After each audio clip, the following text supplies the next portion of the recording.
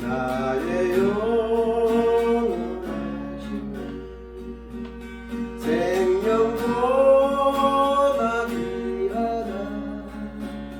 나의 갈 길 나가도록 나와 동행하소서. 주께로 가까이 주께로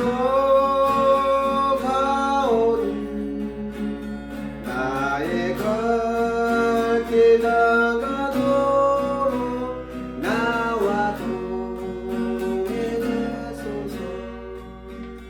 세상福이 아니라 모든 명예 버리고 험한 길 가는 동안 나와 동행하소서.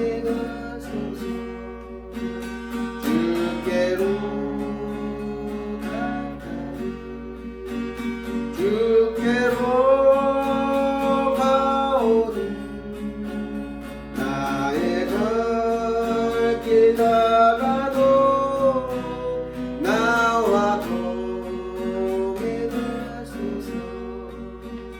어두운 골짝 지나가 험한 바다 건너서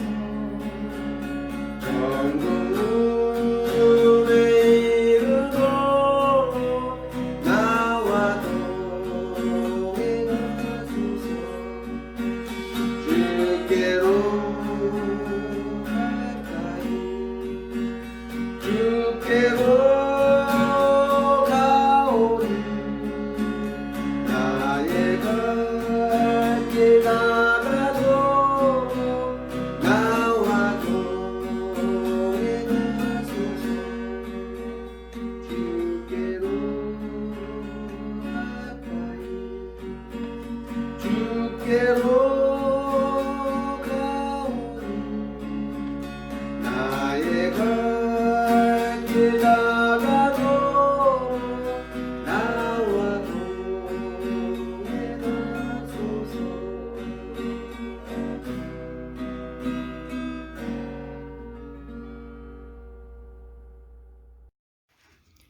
거룩하신 하나님, 은혜와 사랑을 감사드립니다. 오늘 이 시간도 성령님의 도우심 아래 거룩한 예배를 드릴 수 있도록 불러주심을 감사드립니다. 허물 많은 죄인들이지만 주님의 보혈의 공로로 역사하셔서 가장 사랑받는 자녀로서 불러주셨음을 믿습니다. 이제 하나님의 사랑받는 자녀로서 부족함 없이 신령과 진정으로 예배하게 하옵소서. 찬송으로 주의 은혜에 화답하게 하시고 우리의 간구가 하나님 보좌에 상달되게 하옵소서. 하나님 아버지, 저희들은 창조주의 질서를 깨뜨리고 환경을 파괴하는 주범자들임을 회개하오니 용서하여 주시고 코로나19가 속히 종식되어서 경제가 회복되게 하시고 하나님의 성전에서 마음껏 예배드릴 수 있게 하옵소서. 그리하여 우리 아가페 식구 모두 모여서 사랑으로 친교의 교제를 나눌 수 있는 날이 속히 오기를 간절히 기도드립니다. 이스라엘 백성에게 낮에는 구름 기둥으로 밤에는 불 기둥으로 인도하신 하나님, 우리 아가페 모든 식구들에게도 같은 은혜를 허락하여 주옵소서. 하나님, 오늘도 세우신 최효영 목사님을 강한 팔로 붙드셔서 우리가 말씀 앞에 변화되는 역사가 일어나게 하옵소서. 진실로 주님의 은혜로 강물처럼 넘치는 예배가 될 줄로 믿고 감사드리며 예수님의 이름으로 기도드립니다. 아멘. 2021년 1월 17일 1월의 셋째 주일입니다. 1월의 성구 암송 함께 외우고 말씀을 나누도록 하겠습니다. 그가 빛 가운데 행하는 것 같이 우리도 빛 가운데 행하면 우리가 서로 사귐이 있고 그 아들 예수의 피가 우리를 모든 죄에서 깨끗하게 하실 것이요. 요한 1서 1장 7절의 말씀입니다. 함께 나눌 하나님의 말씀은 마태복음 1장 18절에서 25절까지 보도록 하겠습니다. 예수 그리스도의 나심은 이러하니라. 그의 어머니 마리아가 요셉과 약혼하고 동거하기 전에 성령으로 잉태된 것이 나타났더니 그의 남편 요셉은 의로운 사람이라 그를 드러내지 아니하고 가만히 끊고자 하여 이 일을 생각할 때 주의 사자가 현몽하여 이르되 다윗의 자손 요셉아 내 아내 마리아 데려오기를 무서워하지 말라. 그에게 잉태된 자는 성령으로 된 것이라. 아들을 낳으리니 이름을 예수라 하라. 이는 그가 자기 백성을 그들의 죄에서 구원할 자이심이라 하니라. 이 모든 일이 된 것은 주께서 선지자로 하신 말씀을 이루려 하심이니 이르시되 보라 처녀가 잉태하여 아들을 낳을 것이요 그의 이름은 임마누엘이라 하리라 하셨으니 이를 번역한즉 하나님이 우리와 함께 계시다 함이라. 요셉이 잠에서 깨어 일어나 주의 사자의 분부대로 행하여 그의 아내를 데려왔으나 아들을 낳기까지 동침하지 아니하더니 나음의 이름을 예수라 하니라. 오늘 본문의 내용은 예수님의 탄생의 신비를 다루고 있습니다. 성령으로 잉태된 사실. 요셉과 약혼한 마리아는 정식 결혼을 하기 전에 지금의 현 상태를 보여주고 있습니다. 20절에서 주의 사자가 현몽하여 이렇게 표현하고 있는데 누가복음에서는 천사 가브리엘로 표현하고 있습니다. 가브리엘은 하나님의 소식을 인간들에게 전하는 역할을 감당하고 있죠. 성경에는 미가엘이라는 또 천사가 등장합니다. 이 미가엘은 사단의 영들과 싸우는 천사장으로 등장하고 있죠. 예수 임마누엘에 대한 그 해석이 등장합니다. 21절에서 자기 백성을 그들의 죄에서 구원할 자, 예수의 뜻이죠. 임마누엘의 뜻은 23절에 설명하고 있습니다. 하나님이 우리와 함께 계시다 라는 뜻입니다. 이 예언의 말씀은 이미 구약 이사야서에서 언급하고 있습니다. 이사야서 7장 14절에 처녀가 잉태하여 아들을 낳을 것이요 그의 이름을 임마누엘이라 하리라 라고 표현하고 있습니다. 유대의 독특한 혼례 전통이 있습니다. 먼저 신랑은 장인에게 선물을 주고 신부와의 약혼을 허락을 받습니다. 그리고 신부될 사람에게 포도주를 따라 주죠. 신부는 이 포도주를 받아 마시면은 나는 당신과 결혼을 하겠습니다 하는 허락을 표현하고 있습니다. 이후에 신랑은 신부와 함께 살 집을 마련하기 위해서 1년 정도 헤어집니다. 그 기간에 신랑이 열심히 일을 해서 돈을 모아서 신부와 함께 살 신혼집을 장만을 하는 거죠. 마리아가 임신한 때는 요셉과 약혼은 했지만 아직 정식 결혼을 하지 않는 1년 동안의 그 떨어져 있는 그 기간에 일어난 사건이라고 볼 수 있습니다. 요셉은 유다의 혈통이며 다윗 왕의 후손입니다. 마리아 역시 유다의 후손이죠. 결혼을 앞두고 신부되는 마리아가 임신을 했습니다. 참으로 당혹스럽고 황당한 일이 벌어진 것이죠. 요셉의 입장에서는 이 일을 어떻게 처리를 해야 할까 하고 밤잠을 설치면서 고민을 했을 것입니다. 여러분이 이 요셉의 입장이었다면 어떻게 대처를 했을까요? 19절에 보면 요셉에 대해서 이렇게 평가하고 있습니다. 그의 남편 요셉은 의로운 사람이라. 의로운 사람이라고 표현했습니다. 의롭다고 하는 것은 바르고 정직한 사람, 결백한 사람, 깨끗한 사람이라는 뜻을 가지고 있습니다. 이런 요셉이 약혼한 마리아에 대해서 조용히 아무도 모르게 알리지 않고 헤어지려고 마음을 먹었습니다. 이에 주의 사자가 나타나 내 아내 마리아 데려오기를 무서워하지 말라. 그는 성령으로 잉태되었다. 이렇게 말하며 요셉을 안심시켜 주었습니다. 그런데 요셉의 입장에서는 성령으로 잉태되었다? 이 내용에 대해서 도무지 이해를 할 수 없는 표현이죠. 성령으로 잉태를 되었다. 한 번도 경험해 보지 못한 그러한 사실에 요셉은 어떠한 질문도 던지지 않습니다. 그 말씀에 그대로 순종을 하는 모습을 볼 수가 있습니다. 이 천사의 가르쳐 줌에 대해서 요셉은 마리아를 데려와서 함께 지냅니다. 그리고 아이를 낳기까지 동침을 하지 않죠. 오늘 우리는 이 의로운 사람 요셉에 대해서 함께 나누고자 합니다. 요셉의 직업은 목수입니다. 갈릴리 호수에서 조금 떨어진 나사렛이라는 작은 동네에서 목수 일을 하는 아주 작고 보잘것없는 직업을 가진 사람입니다. 하지만 그는 신실하고 정직한 사람이며 조용하고 겸손한 사람이었습니다. 왜 하나님이 예수님의 부모로 이 요셉을 택했는지를 잘 알 수 있는 대목입니다.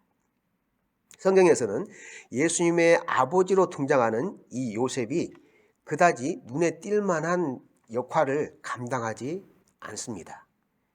그저 조용히 아들 예수님을 나이 30이 될 때까지 뒷바라지하며 묵묵히 헌신하는 그 모습을 보여줍니다. 조금도 흐트러짐이 없습니다.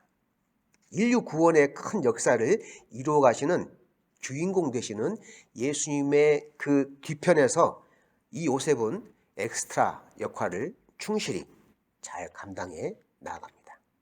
그때 당시 유대 땅은 로마의 식민지 지배하에 있어서 자유롭지 못한 삶을 살아야 했습니다.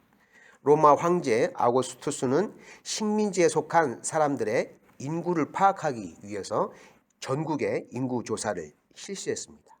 이 인구 조사는 세금을 좀 더 많이, 좀 더 정확하게 걷고자 하는 그 자료로 사용하기 위해서 실시를 했습니다. 요셉은 나사렛에 살고 있었지만은 그의 고향은 베들레헴입니다. 베들레헴까지 호적을 등록하러 내려갔습니다. 당연히 신부되는 마리아도 함께 내려갔죠. 여러 지역에서 호적을 등록하러 많은 사람들이 몰려들었기 때문에 베들레헴에 있는 여관방은 초만원이었습니다. 방을 구할 수가 없었습니다. 복부의 통증을 느낀 마리아와 남편 요셉은 하는 수 없이 마구간이라고 하는 그 초라한 공간을 얻어서 그곳에 볏짚을 깔고 옷가지를 깔아서 아기 예수님을 낳습니다. 요즘 같으면은 돈을 조금 더 얹어주고 비싸게 주더라도 방을 얻겠지만은 형편이 넉넉지 못한 요셉의 입장에서는 어쩔 수 없는 처지였습니다. 요셉은 자신의 처한 상황에서 최선을 다해서 마리아와 아기 예수님을 돌보며 헌신적으로 섬겼습니다. 이후 요셉은 예수님이 12살이 되는 무렵 유월절을 맞아 예루살렘에 제사하러 왔을 때 잠깐 성경에 등장하고요. 그 이후에는 등장하지 않습니다. 역사의 뒤안길로 조용히 사라지는 것을 볼 수 있습니다. 하나님은 이런 요셉에 대해서 의로운 사람이라고 말씀하고 있습니다.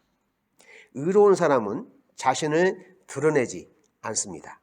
하지만 자신이 감당해야 할 몫을 성실하게 감당해 나아갑니다.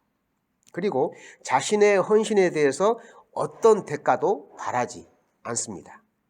누가 알아주든지 알아주지 않든지 전혀 신경을 쓰지 않습니다. 오늘 우리는 이런 요셉처럼 신실하고 겸손하게 주님의 일을 감당해 나가는 하나님의 일꾼들이 다 되어야 할 것입니다. 성경에서는 이 요셉처럼 의로운 사람 몇몇이 또한 등장을 합니다. 창세기 7장 1절에 보면은 여호와께서 노아에게 이르시되 노아 내 온 집은 방주로 들어가라. 이 세대에서 내가 내 앞에 의로움을 내가 보았음이니라. 하나님께서 노아를 의로운 사람이라고 말씀하고 있습니다. 왜 의롭다고 했을까요? 노아의 순종하는 모습에서 그 이유를 발견할 수 있습니다. 노아의 순종하는 모습은 단순하며 겸손함이 묻어납니다. 하나님께서 세상의 불의를 보시고 물로 심판할 것을 작정하셨습니다. 많고 많은 사람 중에 노아를 택하셔서 명령하신 내용은 그저 황당하기 짝이 없습니다. 배를 산꼭대기에 만들라는 것입니다. 배를 바다에 만들어야지 왜 산에 배를 만든다는 것인가요? 거기에다가 더 이해할 수 없는 명령을 하십니다. 어마어마한 크기의 배를 만들라는 것입니다. 적당한 크기의 유용한 배를 만들어야지 필요 이상의 배를 크게 만들라니요. 도무지 이해할 수 없는 명령입니다. 하지만 이해할 수 없는 하나님의 명령에도 불구하고 노아는 전혀 질문을 던지지 않습니다. 왜 배를 바다에 만들지 않고 산에, 그것도 산 꼭대기에 만들라는 것입니까? 배를 어디에 쓰려고 그렇게 크게 만들라는 것입니까? 노아는 궁금하고 상식적으로 이해할 수 없는 하나님의 명령에 그 어떤 대꾸나 질문을 던지지 않습니다. 묵묵히 말씀에 순종할 뿐입니다. 노아의 이러한 성품을 하나님은 좋아하신 것 같습니다.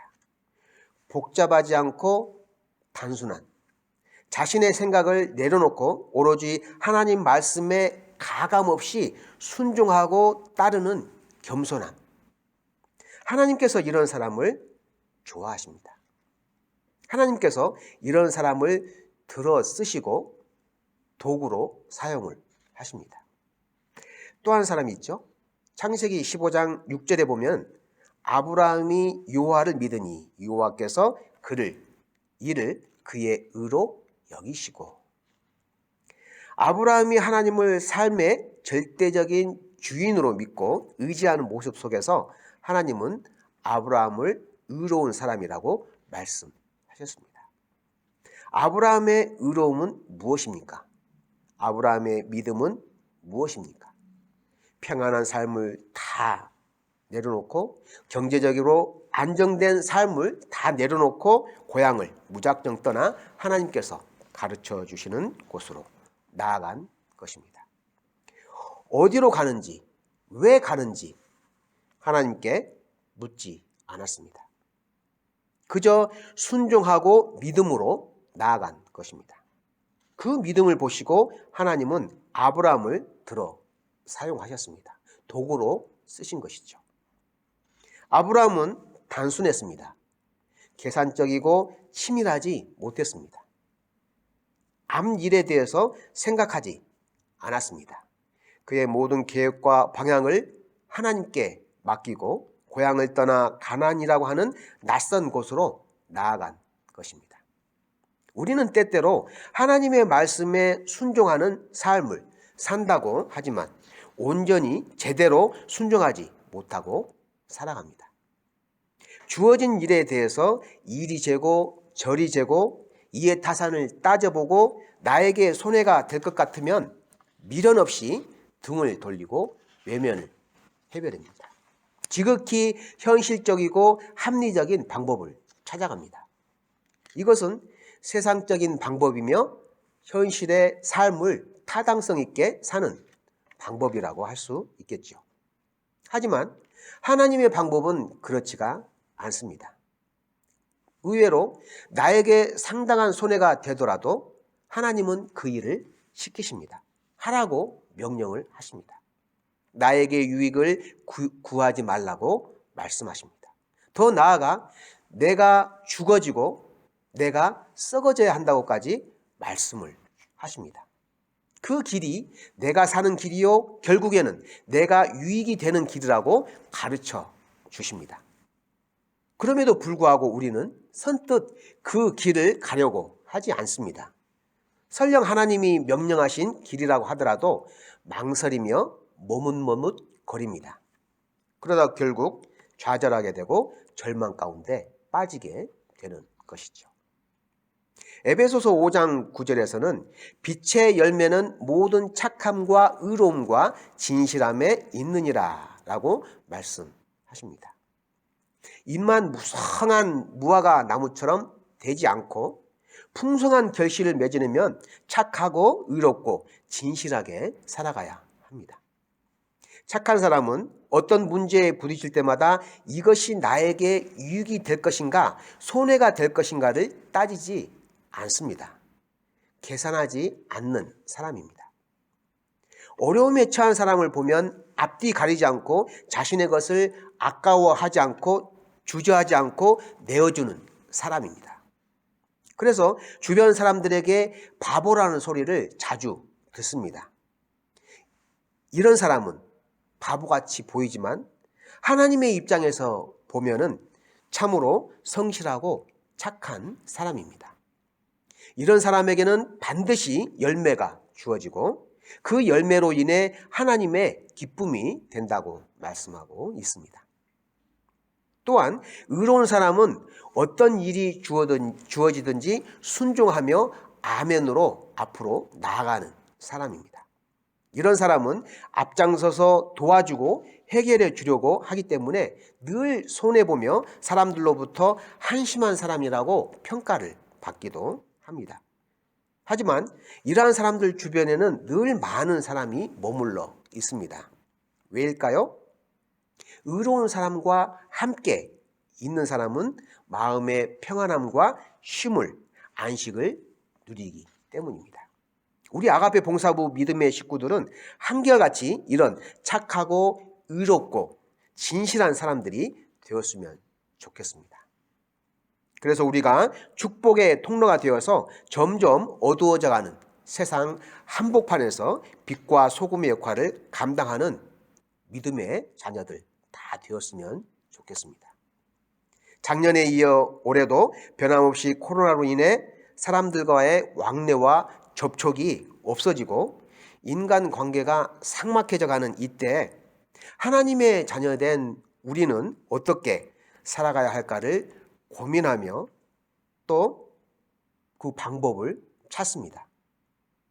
우리는 최선을 다해서 착하고 의롭고 진실하게 살아가려는 그러한 고집스러움이 있어야 할 것입니다.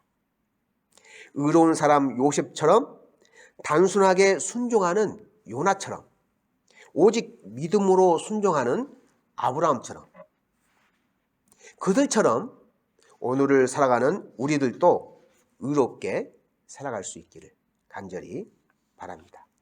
기도하겠습니다. 하나님 아버지, 은혜를 감사를 드립니다. 누구 하나 의로운 삶의 반열에 들어서려고 하지 않는 이때에 저희들을 사랑의 도구로 착하고 의롭고 진실한 도구로 사용하여 주심에 감사를 드립니다. 어둠을 밝히는 작은 촛불이 되게 하시고 길을 잃고 방황하는 고기 잡는 어부들에게 한 줄기 생명의 빛을 밝혀주는 작은 등대가 되게 하여 주시옵소서.